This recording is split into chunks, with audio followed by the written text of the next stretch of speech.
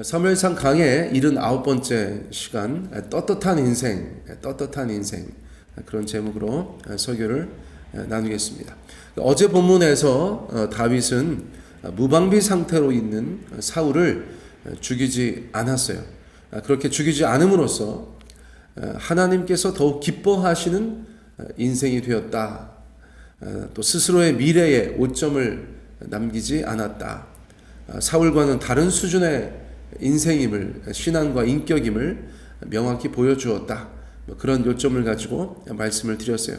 그러면서 우리도 그런 인생이 되면 좋겠다 권면하였습니다.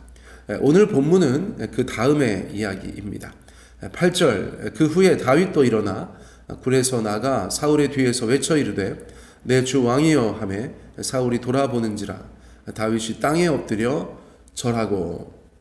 다윗은 자신의 행동을 사울에게 알릴 필요를 느꼈던 것 같아요. 담대하게 사울의 뒤를 따라 굴을 나섭니다.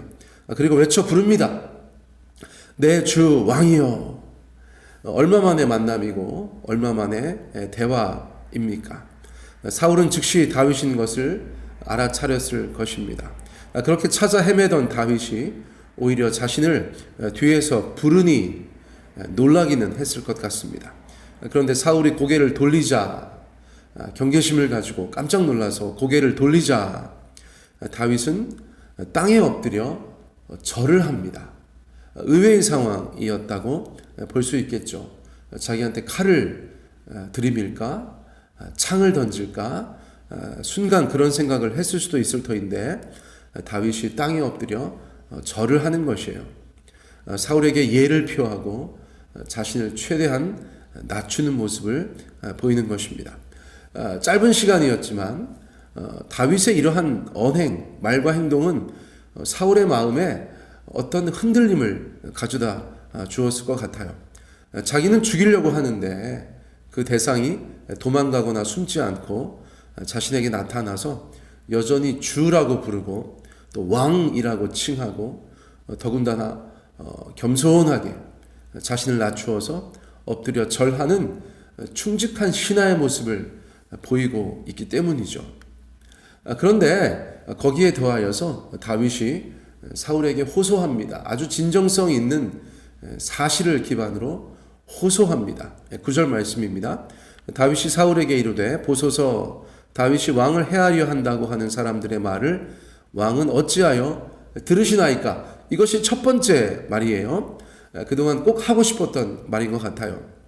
우리는 새로운 사실을 알게 되는 것입니다. 그간 사울이 다윗을 죽이려고 한 이유는 그의 시기와 질투 때문이다. 그렇게만 생각해 왔는데 거기에 더해서 사울과 다윗 사이에서 이간질하고 또 사울에게 다윗을 죽이라고 충동질하는 그런 사람들이 있었다는 것을 저희가 알게 되는 것이에요. 다윗은 그 얘기를 꼭 하고 싶었어요. 왜 내 말이나 요나단 말은 듣지 않고 그런 사람들의 말을 들어서 나를 자꾸 죽이려고 합니까? 그 말이 너무나 하고 싶었던 것 같아요. 그러니까 입을 열자마자 다윗이 왕을 해하려 한다고 하는 사람들의 말을 왕은 어찌하여 들으시나이까? 그러면서 자신은 그렇게 하지 않았다는 것을 사울에게 호소하고 있습니다. 인간 세상 살다 보면 이제 그런 일들을 저희가 겪게 되죠. 저도 이제 50이 넘어서 인생을 돌아볼 때 자주 있지는 않죠. 이런 일이 자주 있으면 너무 힘들지만 가끔 정말 십수년에 한 번씩 그런 일들을 겪었던 것 같아요. 저와는 무관하게 억울하다고 하죠. 저와는 무관하게 어떤 사람들이 또 다른 사람들에게 저에 대해서 사실이 아닌 것을 얘기해서 그 사람들의 마음에 영향을 주고 생각에 영향을 주고 그래서 어떤 이들이 또 저한테 그 생각대로 그들의 말대로 이간질하고 충동질하는 사람들의 말대로 그렇게 말하고 행동했었던 것을 경험한 적이 있는 것 같아요. 자, 그런 것입니다. 얼마나 답답한지 몰라요. 그렇죠? 억울하기도 하고 또 인간적으로 혈기로 대응하고 싶기도 한데 우리가 하나님의 사람으로서 예수 믿는 사람으로서 그렇게 하면 안 된다는 것 정도는 저희가 알고 있죠. 자, 다윗은 그런 측면에서 오늘 굉장히 좋은 모범을 보여준다라고 할 수가 있어요. 여러분도 인생 살다 보면 그러신 적 있으시죠? 그럴 때 어떻게 하면 좋은가? 다윗의 언행에서 힌트를 얻으셨으면 좋겠어요. 자, 10절 말씀입니다. 오늘 여호와께서 굴에서 왕을 내 손에 넘기신 것을 왕이 아셨을 것이니이다. 어떤 사람이 나를 권하여 왕을 죽이라 하였으나 내가 왕을 아껴 말하기를 나는 내 손을 들어 내 주를 해하지 아니하리니 그는 여호와의 기름 부음을 받은 자이기 때문이라 하였나이다. 자, 방금 전에 그 사건, 그 상황은 지금 다윗에게 굉장히 중요한 증거가 되는 것이죠. 이렇게 말하는 것이에요. 나도 주변에서 당신을 죽이라고 하는 사람들이 있습니다. 이런 것이죠. 당신만 있는 것이 아니라 나도 있습니다. 그렇게 말하는 것이에요. 하지만 다윗은 그들의 말을 듣지 않았다. 사울과 다르죠. 사울은 이간하는 자들, 충동질하는 사람들의 말을 듣고 이 광야를 이렇게 헤매면서 다윗을 잡아 죽이려고 하는데 다윗은 그런 사람들의 이야기를 들었으나 나는 당신을 해하지 아니하였습니다. 차별화 정책이라고 할까요? 차별화 정책. 그리고 스스로 왕을 아낀다고 표현해요. 내가 왜 당신을 해하지 않았는 줄 아십니까? 나는 당신을 아낍니다. 이렇게 말한 것이죠.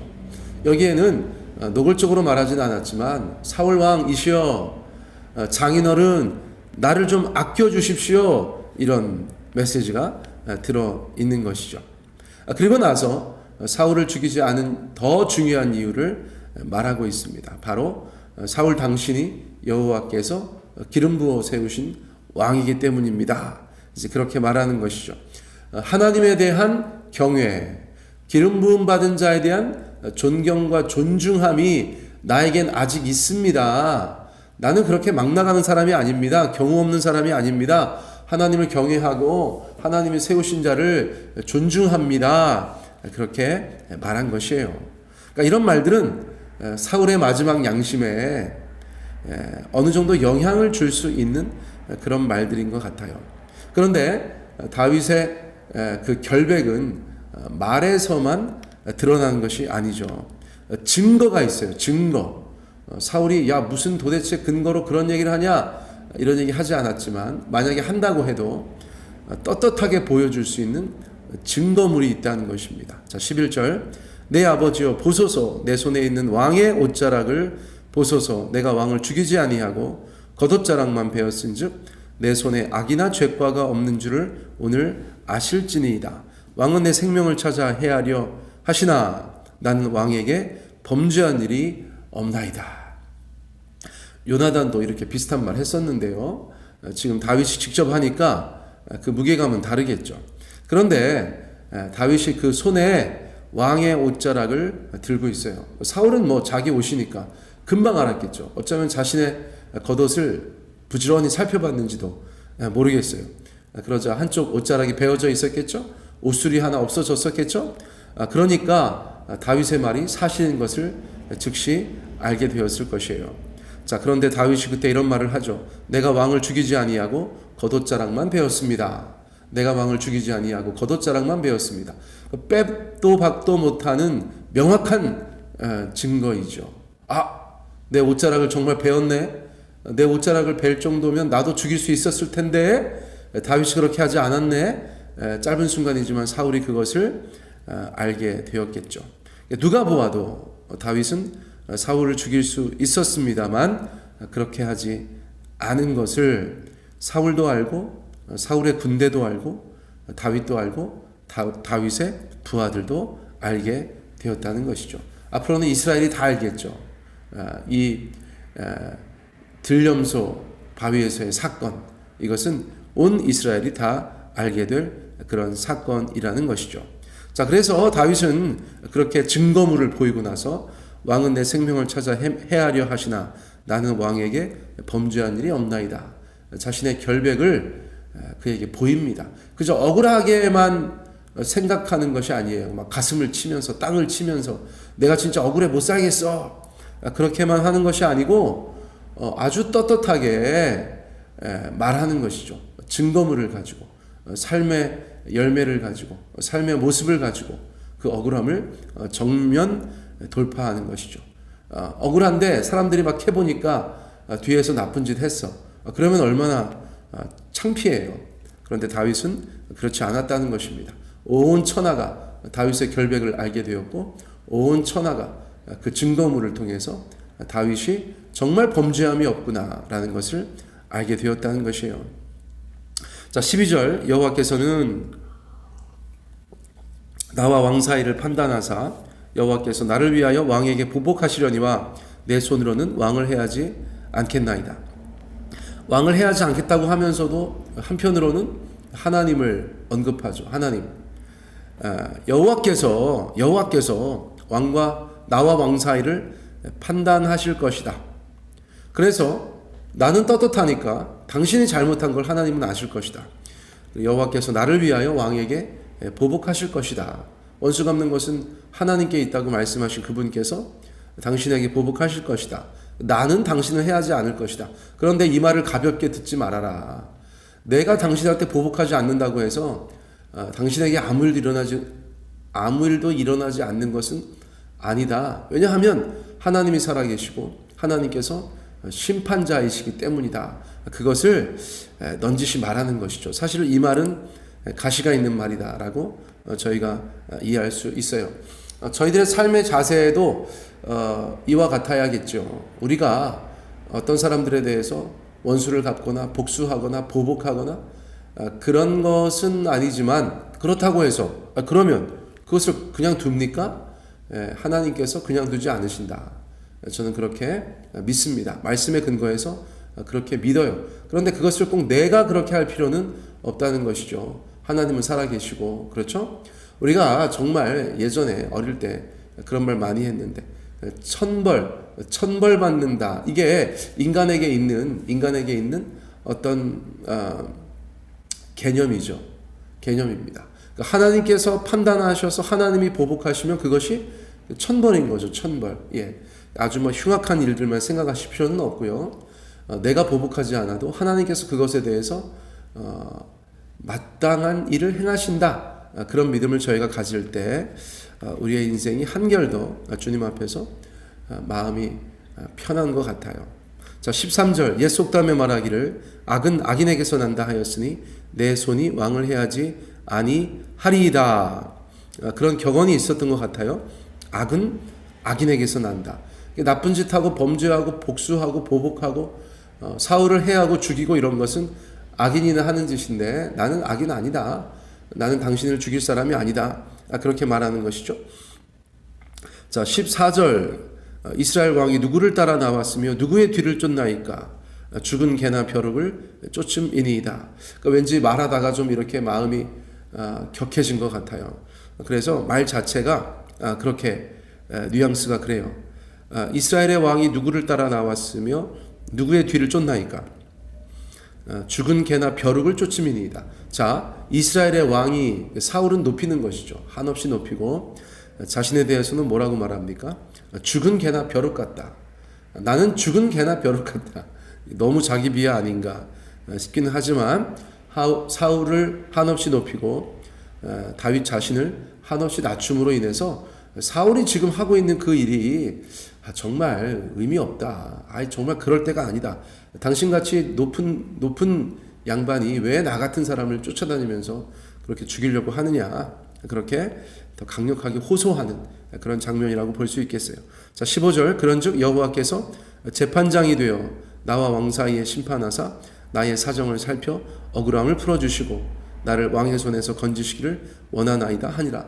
이것은 하나님께 할 만한 기도 내용 같아요. 그렇죠? 하나님 저에게 재판장이 되어 주시옵소서. 나와 사울 사이에 심판하사 나의 사정을 살펴주시고 억울함을 풀어주십시오. 그래서 나를 사울의 손에서 건져주십시오. 기도의 제목 같아요. 그렇죠? 기도의 내용 같아요. 근데 그것을 고스란히 사울에게 다 이야기하였어요. 들으라고 한 소리죠. 하나님이 재판장이 되실 것이다. 떳떳하다. 정말 나는 당당하다. 억울하지만 떳떳하다. 이것을 사울에게 계속해서 호소하고 있어요.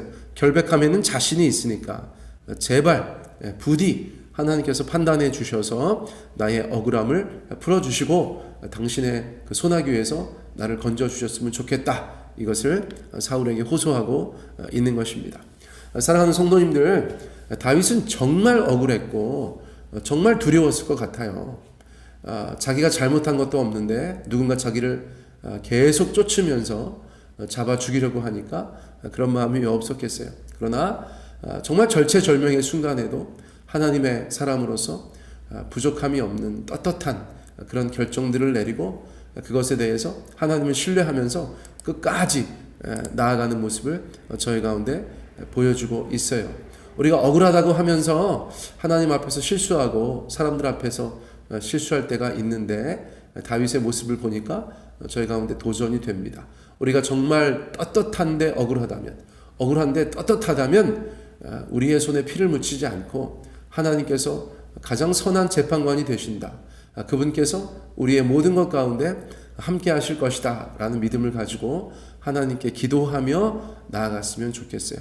억울하지만 떳떳한 다윗의 모습을 통해서 오늘 우리가 이 아침에 은혜를 누립니다. 자, 오늘 말씀은 이것으로 마치겠습니다.